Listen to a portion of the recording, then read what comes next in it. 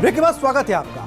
भारत का युवा कार्यबल तेजी से बदल रहा है और इस बदलाव का सबसे बड़ा केंद्र है गिग इकोनॉमी। पारंपरिक नौकरियों की जगह अब छोटे छोटे काम, ऑन डिमांड सेवाएं और डिजिटल प्लेटफॉर्म आधारित रोजगार युवाओं को अपनी ओर खींच रहे हैं। यही वजह है कि आने वाला दशक गिग वर्कर्स के नाम लिखा जा रहा है। भविष्य के कार्य पर दृष्टिकोण और सिफारिशें नीति आयोग की रिपोर्ट बताती है कि 2020-21 में भारत में गिग वर्कर्स की संख्या 7.7 मिलियन यानी कि 77 लाख थी।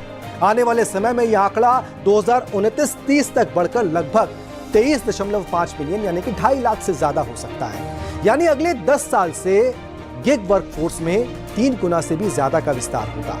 ये संख्या देश के कुल कार्यबल का करीब 4% हिस्सा होगी।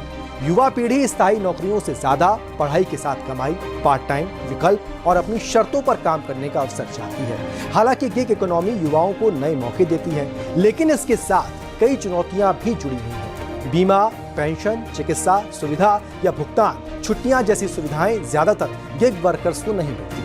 ये काम अनुभव और सीख तो देते हैं, लेकिन स्थायी करियर की अनिश्चितता लगातार बनी रहती है। नीति आयोग की ये रिपोर्ट संकेत देती है कि यदि ये वर्कफोर्स इतनी तेजी से बढ़ रही है तो सरकार और कंपनियों को भी नीतिगत पहल करनी होगी। तेलंगाना जैसे राज्यों ने गिग वर्कर्स के लिए सोशल सिक्योरिटी और वेलफेयर बिल लाने की दिशा में कदम उठाए हैं।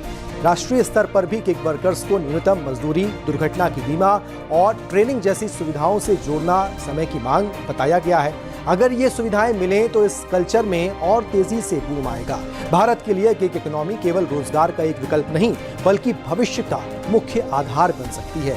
ये युवाओं को स्वावलंबी बनाती है और उन्हें बदलते डिजिटल युग के अनुरूप ढालती भी है। और यही कारण है कि जब भारत ने G20 की अध्यक्षता की थी तो उस G20 के दौरान भी गिग वर्कर्स और गिग इकोनॉमी को लेकर गंभीरता से चर्चा की।